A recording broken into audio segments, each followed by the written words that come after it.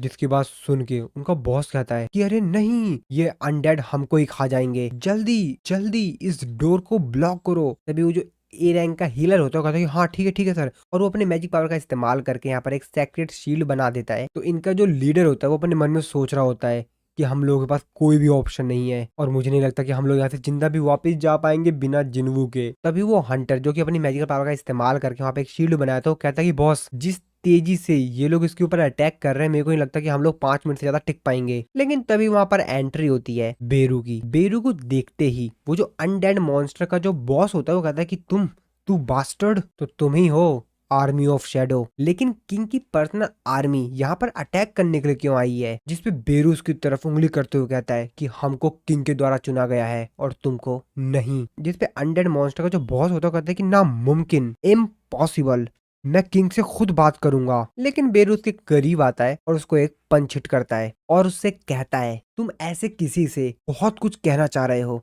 जो कि मरने वाला है। एक ही पंच हिट करता है और वो पंच इतना ज्यादा तेज होता है कि वो पूरी तरीके से डिस्ट्रॉय हो जाता है। साथ ही में उसके आसपास जितने भी अनडेड आर्मी के सोल्जर्स होते हैं वो सभी लोग भी खत्म हो जाते हैं। अब ये चीज देखकर बाकी सभी जो हंटर्स होते हैं वो तो काफी ज्यादा हैरान होते हैं कि इसने आर्च लीच को सिर्फ एक ही पंच में खत्म कर दिया, साथ में इसके जो आर्मी थी उसको भी। जिसके बाद बेरू काफी ज्यादा तेजी से चिल्लाता है क्योंकि उसने उसको हरा दिया है तो भाई उसका जश्न भी मनाएगा, तो इसीलिए काफी ज्यादा तेजी से चिल्लाता है। जिसको देखकर हंटर का लीडर जो होता है वो कहता है मैं जानता था कि ये स्ट्रांग है, लेकिन ये इतना स्ट्रांग होगा ये मुझे भी नहीं मालूम था।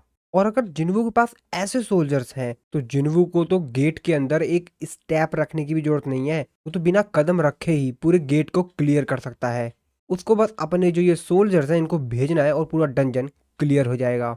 वो अपने मन में सोचते हो कहता है लेकिन हाँ, जिन्वू अपने सारे के सारे जो समन बेस्ट है उनको एक बार में कमांड नहीं कर सकता क्योंकि इसमें उसकी माना काफी ज्यादा तेजी से घटती होगी। लेकिन फिर भी दूर से जज करना कि कितना ज्यादा स्ट्रांग है ये तो मैं बिल्कुल ही सोचने वाला हूँ। अब अगर जिन्वू अपने आर्मी के सिर्फ आधे हिस्से को भी बुलाए तब भी जिन्वू की जो वो आर्मी होगी वो बाकी जो मेजर गिल्ड है उससे बहुत ही ज्यादा पावरफुल होगी। अब मुझे एग्जैक्टली नहीं मालूम कि आखिरकार वो कितना ज्यादा ताकतवर है। तभी उन्हीं हंटर्स में से जो एक हंटर होता है वो कहता है कि बॉस, हमको इस समय को गंवाना नहीं चाहिए, हमको जिन्वू के गिल्ड को एक्वायर कर लेना चाहिए। जिसके बाद सुन के उसका लीडर कहता है कि एक्वायर, क्या बकवास कर रहे हो, हमको इसको अलायंस करना चाहिए, उसके साथ हमको गठबंधन बनाना है। जिसपे वो हंटर कहता है क्या सीरियस बॉस, मैं तो सिर्फ जोक कर रहा था क्योंकि जो नजारा मैंने आज देखा मुझे नहीं लगता कि उसको हमारे मदद की जरूरत भी होगी। जिसपे उसका बॉस कहता है कि तुम्हें मालूम है कि डंजन के अंदर एंटर करने के लिए कुछ रूल्स भी होते हैं और सिर्फ सांग जिन वू के लिए रूल्स को ब्रेक तो नहीं किया सकता ना।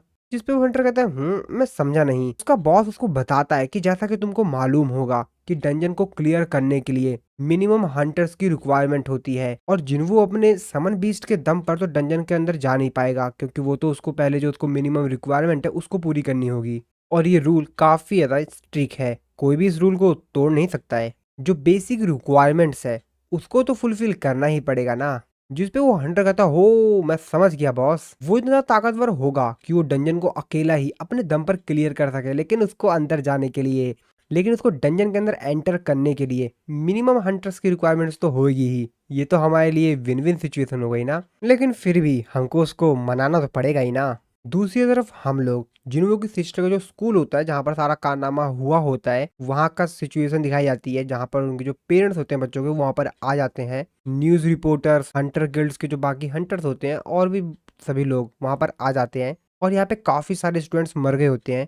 सभी पेरेंट्स अपने बच्चों को इस तरीके से मरा हुआ देखकर काफी ज्यादा रो रहे होते हैं। हालांकि यहाँ पर काफी सारे बच्चे बच गए होते हैं लेकिन जिन्हों के आने से पहले काफी सारे बच्चों की यहाँ पर। इसके बाद हम लोग कुछ देर बाद का समय देखते हैं। मिस्टर गो और जिन्वू कार में बैठ के अब वहां से वापस जा रहे होते हैं। मिस्टर गो जिन्वू को बताते हैं कि 213 बच्चे जो कि तुरंत ही वहां से निकल गए थे वो सभी सेफ हैं और जो 10 बच्चे बाकी बिल्डिंग में बचे हुए थे हमने उनको भी रेस्क्यू कर लिया है, लेकिन वो सभी बच्चे जो वहां से भागने में कामयाब नहीं हो पाए थे वो सभी लोग अपनी जान गंवा बैठे हैं और शायद हमको ऐसी और भी दुर्घटनाएं देखने के लिए मिले। जिसके बाद जिन्वू को अपना फोन देते हैं। जिन्वू भी काफी ज्यादा हैरानी से देखता है। जिसके बाद जिन्वू उनके फोन में एक ग्राफ देखता है। मिस्टर को उसको बताते हैं कि जो ग्राफ है इसमें ग्राफ को तुम ध्यान से देखो, ग्राफ शो कर रहा है कि किस तरीके से लास्ट 6 महीने के अंदर हमारी सिटी में काफी ज्यादा तेजी से नए नए गेट ओपन हो रहे हैं। और ये जो ग्राफ है तो सिर्फ हमारी सिटी का है और पूरी दुनिया में कुछ ऐसा ही हाल है। बाकी कंट्रीज भी कुछ इसी तरीके की प्रॉब्लम को फेस कर रही हैं। उनके यहाँ भी काफी ज्यादा तेजी से जो गेट की संख्या है वो बढ़ रही है, नए नए गेट्स ओपन हो रहे हैं।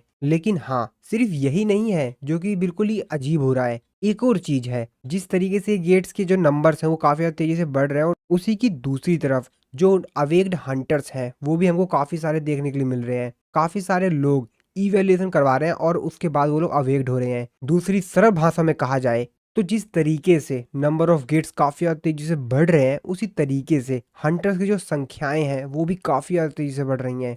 जिन्हों में अपने मन में सोच रहा होता है कि ये तो बहुत ज्यादा बेकार सिचुएशन होती जा रही है, जिसके बाद जिन्हों मिस्टर गो से पूछता है कि सर वैसे वैसे आज आपने मेरे को क्यों बुलाया है। जिसके बाद मिस्टर गो उसको बताते हैं कि काफी सारे लोग जापान, यूनाइटेड स्टेट, चाइना, रसिया, फ्रांस और काफी सारे अदर कंट्रीज से वो तुमसे मिलना चाहते हैं मिस्टर जिन्वू। और वो उसको एक डॉक्यूमेंट देते हैं और उसको बताते हैं ये सभी के सभी डॉक्यूमेंट्स हैं जिसके अंदर ऑफिशियल रिक्वेस्ट है। मिस्टर गो आगे बोलते हैं कि मैं इतना तो पक्का हूँ कि तुमको जरूर कुछ लोगों ने अनऑफिशियल तरीके से तुमसे कांटेक्ट करने की कोशिश की होगी। जिनको को भी याद आ जाता है कि हाँ भाई सीन तो हुआ था। और अगर मैं एकदम सच बताऊं तो हंटर एसोसिएशन के पास भी इतनी पावर्स नहीं है कि वो उनको रोक सके। हम सिर्फ तुम्हारी जो पर्सनल इंफॉर्मेशन है उसको प्रोटेक्ट कर सकते हैं अगर तुम रिक्वेस्ट करो तो। और तुम उनसे मिलना चाहो या ना मिलना चाहो ये तो सिर्फ तुम्हारे ऊपर है। और अगर तुम कोरिया को लीव करना चाहते हो, छोड़ना चाहते हो, तो मुझे डर है कि शायद हमारी जो कंट्री है वो तुम्हारे इस तरीके से चले जाने से यहाँ से जो यहाँ पे दुर्घटनाएं हो रही हैं शायद उसको अच्छे से अडेप्ट ना कर पाए। जिसके बाद वो जिन्वो को एक हॉस्पिटल के आगे छोड़ देते हैं और मिस्टर को उसको बताते हैं कि ये वही हॉस्पिटल है जहाँ पे तुम्हारी सिस्टर को लाकर एडमिट किया गया है। जब जिन्वो वहां से जा रहा होता है तो मिस्टर को उससे बोलते हैं कि मिस्टर जिन्वो कि मेरे पास जितनी पावर है उसके हिसाब से जो कुछ भी हो सकता है, जितने भी रिसोर्सेज हो सकते हैं मैं वो आपको प्रोवाइड करवा दूंगा। लेकिन प्लीज आप यहीं पे रहिएगा। हमारी कंट्री के पास 10 ऑफिशियल एस रैंक के हंटर्स थे आपको मिलाकर। उनमें से 3 को हमने खो दिया है, 2 बीस्ट के हाथों मारे गए और 1 ने यूनाइटेड स्टेट चला गया। और हंटर एसोसिएशन इस मैटर को इग्नोर नहीं कर सकता। हम अपनी पूरी कोशिश कर रहे हैं कि ऐसा ना हो। तो प्लीज मिस्टर जिन्वू आप हमको बताइएगा अगर आपको कोई भी प्रॉब्लम हो तो। जिन्वू थोड़ा सोचता है, फिर वो रिप्लाई देता है और कहता है कि अगर ऐसी बात है तो मैं चाहूंगा कि मैं हाई रैंक के जो गेट्स हैं उसके अंदर अकेला जाऊं। तो क्या आप मेरे लिए ऐसा कर सकते हैं। मिस्टर को उससे कहते हैं क्या तुम मेरे से ये कहना चाहते हो कि जो मिनिमम कैपेसिटी रिक्वायरमेंट है। जिन्वू कहता है कि हाँ। मिस्टर को उसको बताते हैं कि जो लॉ बनाया गया है वो हंटर्स की सेफ्टी के लिए बनाया गया है और ये हमको जो खतरनाक चीजें डंजन में से आती हैं या डंजन के अंदर जब कोई जाता है तो काफी ज्यादा बड़ी दुर्घटना ना हो जाए उससे बचाती है। इससे हंटर्स की जो जान है वो भी बचती है। तभी मिस्टर को कहते हैं एक मिनट, तो इसका मतलब इसीलिए तुमने अपना खुद का गिल्ड बनाया। जिन्वू कहता है कि बिल्कुल। जिन्वू उनसे कहता है कि मैं आपसे बहुत कुछ पूछ रहा हूँ है ना। मिस्टर गो अपने मन में सोच रहे होते हैं कि 1 मैन स्ट्राइक स्क्वाड ये काफी कठिन होगा लेकिन नामुमकिन तो नहीं होगा। जिसपे मिस्टर को कहते हैं कि ठीक है ये तुम मेरे ऊपर छोड़ दो। दूसरी तरफ योजिन की कजन जिसका फोटो शूट चल रहा था वो कंप्लीट हो जाता है और तभी उसके पास योजिन की कॉल आती है। योजिन जो कि अपनी कजन सिस्टर से कहता है कि क्या तुम मेरा गिल्ड ज्वाइन करना चाहोगी। हम तुमको यहाँ पर कोई भी काम नहीं देंगे तो तुम मेरे फादर के गिल्ड के एम्बेसडर बनने की जगह तुम मेरे गिल्ड को ज्वाइन कर सकती हो। जिसपे उसकी कजन कहती है कि ये सभी गिल्ड के साथ क्या बातचीत चल रही है यहाँ पर, ये सब छोड़ो। क्या तुमको ये मालूम है कि जिन कोरिया से वापस आएगी नहीं। योजिन कहता है कि हाँ बिल्कुल मेरे को मालूम है, आखिरकार वो मेरी ओल्डर सिस्टर है, लेकिन हम लोगों को एक और फाउंडिंग मेंबर चाहिए अपने गिल्ड के लिए। जिसपे उसकी कजन सिस्टर कहती है कि क्या तुम मेरे को एक ऐसे गिल्ड को ज्वाइन करने के लिए कह रहे हो जो कि अभी तक बना भी नहीं है। योजिन तुम कंफर्म तो हो ना, कहीं कोई इंसान तुमको बेवकूफ तो नहीं बना रहा है, देख लेना कहीं वो तुम्हारे साथ स्कैम कर रहा हो। जिसपे योजिन को कहता है कि हाँ हाँ बिल्कुल क्यों नहीं, अगर मैं तुमको उस स्कैम बनाने वाले बंदे का नाम बताऊंगा तो तुम शायद शॉक हो जाओगे उसका नाम सुनकर। जिसपे उसकी कजन सिस्टर से कहती है कि कौन है वो। इसके बाद हम लोग कुछ देर समय बाद का सीन देखते हैं जहाँ पर जिन्वू भी आ गया होता है गिल्ड में वापस। जिन्वू योजिन से बोलता है कि अच्छा तो ये वही है जिससे तुम मेरे से बात कर रहे थे, तो तुम इससे ही मिलवाना चाहते थे मेरे को। योजिन इंट्रोडक्शन देते हुए कहता है कि हाँ बिल्कुल सर, ये मेरी कजन है यो शोइन और ये एक सर्टिफाइड ए रैंक की हंटर है।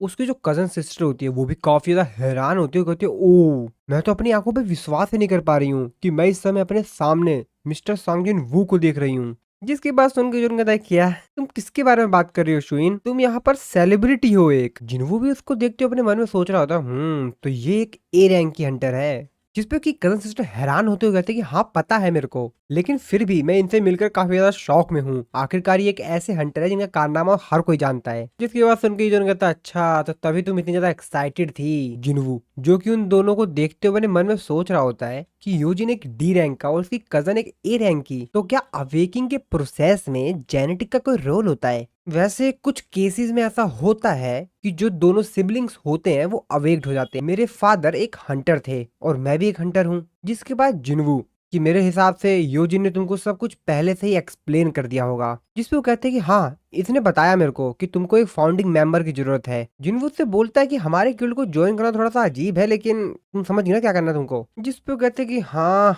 कुछ भी चलेगा, यो जिन सुंग के साथ काम करने से तो बेहतर ही है। जिसपे जिनवू कहता है यो जिन सुंग अब ये कौन है। योजिन जिन्वू के पास आता है, उसके कान में बताता है कि एक्चुअल में ये मेरा ओल्डर ब्रदर है सर। तभी शोयून जिन्वू से बोलती है कि क्या वैसे मैं एक सेल्फी ले सकती हूँ आपके साथ, ताकि मैं सोशल मीडिया पे इसको पोस्ट कर सकूं अगर आपको कोई दिक्कत ना हो तो। दूसरी तरफ हम लोग हंटर एसोसिएशन में एक मीटिंग को देखते हैं। वो मिस्टर गो के ऊपर चिल्ला रहा होता है, उनको कह रहा होता है तुम पागल हो गए हो क्या, तुम चाहते हो कि हम समन बीस्ट को एक स्ट्राइक स्क्वाड के मेंबर की तरह मान लें। ये बिल्कुल बेकार की बात है और इसमें कोई भी सेंस नहीं है। हम इस बात को सिर्फ इसलिए माने क्योंकि सांग जिनवू ने अपनी खुद की एक गिल्ड बना ली है, और अगर ये एक प्रेफरेंशियल ट्रीटमेंट नहीं है तो मुझे नहीं मालूम। हंटर एसोसिएशन इसलिए एग्जिस्ट करता है क्योंकि वो सभी हंटर्स की भलाई चाहता है, ना कि सिर्फ सांग जिनवू की। तो प्लीज आप मुझे खुद ही समझाइए कि क्या है ये सब। जिसपे मिस्टर गोन से कहते हैं कि यस आप सही कह रहे हैं, ये एक प्रेफरेंशियल ट्रीटमेंट है। यहाँ पर उपस्थित यहाँ पर आए सभी लोगों से मैं एक क्वेश्चन पूछना चाहूंगा। सभी लोगों से, आप एक ऐसे ऑप्शन के साथ जाना चाहेंगे जहां पर एक पूरे स्ट्राइक स्क्वाड में 20 ए रैंक के हंटर्स हों, या एक ऐसा स्ट्राइक स्क्वाड सिर्फ जिसमें जिनवू हो। अगर आप इन दोनों टीम में से किसी एक को जहां पे डंजन ब्रेक हुआ है, जो डंजन ब्रेक जोन है, वहां पर भेजोगे तो आप किस टीम को भेजना चाहोगे। आप ही चॉइस कीजिए, आप किसको भेजना चाहेंगे। एक ऐसी टीम जिसमें 20 ए रैंक के हंटर हैं और एक ऐसी टीम जिसमें सिर्फ एक हंटर है। सेनेटर, मैंने सुना है कि तुम रिसेंटली एक नए अपार्टमेंट गए हो जो कि हंटर गिल्ड के पास है। वैसे हंटर गिल्ड के पास जाने का, वहां पे अपार्टमेंट लेने का कोई तुम्हारा रीजन है क्या, मतलब कोई वजह तो रही होगी ना। वैसे देखा जाए तो उस जगह के जो प्राइस है हाउस के वो भी काफी ज्यादा हाई है। इस पे सेनेटर कहता है कि ये टॉपिक कहाँ से आ गया, ये टॉपिक इस टॉपिक से कोई भी रिलेट नहीं करता है। जिसपे मिस्टर वो कहते हैं कि कहीं ये कोई सेफ्टी रीजन की वजह से तो नहीं है ना, ऐसा कुछ नहीं, मैं तो बस पूछ रहा हूँ। जिसपे मिस्टर को कहते हैं कि यही सेम चीज इस कंट्री के जितने भी लोग हैं उन सब पे भी लागू होता है सेनेटर। हर कोई जिसके पास पैसे हैं वो किसी ऐसी जगह पे जाना चाहता है जहां पर वो सेफ रहे। इस दुनिया में जितने भी गिल्ड हैं वो सभी के सभी मिस्टर सांग जिनवू को चाहते हैं। वो चाहते हैं कि मिस्टर जिनवू उनका गिल्ड ज्वाइन कर ले। तो क्या तुमको सही में लगता है कि जिनवू यहाँ पर कोरिया में रुकेगा?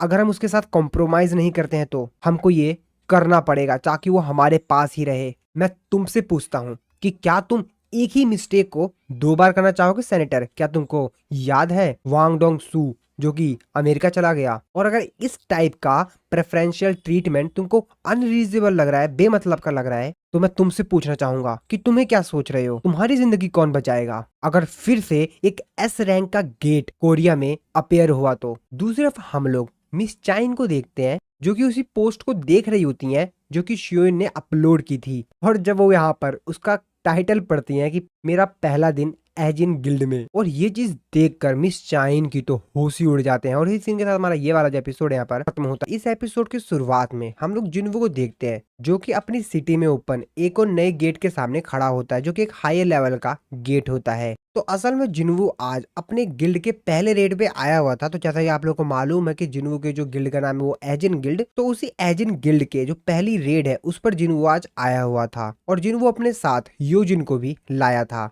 तो जैसा कि हमने लास्ट वाले एपिसोड में देखा था कि मिस्टर गो जो होते हैं वो हंटर एसोसिएशन के बाकी सभी मेंबर को बताते हैं और उनसे रिक्वेस्ट करते हैं कि जिनवू को एक एक्सेप्शन छूट दी जाए, उसको अकेले ही किसी भी गेट के अंदर जाने की परमिशन दे दी जाए। तो हम लोग योजिन को देखते हैं जो कि काफी ज्यादा हैरान होता है क्योंकि इनके सामने जो गेट होता है वो बहुत ही ज्यादा बड़ा होता है। योजिन उसको देखते हुए कहता है कि ये तो बहुत बड़ा है, मैंने इससे पहले ऐसी चीज कभी नहीं देखी है सर, ये गेट तो बहुत बड़ा है।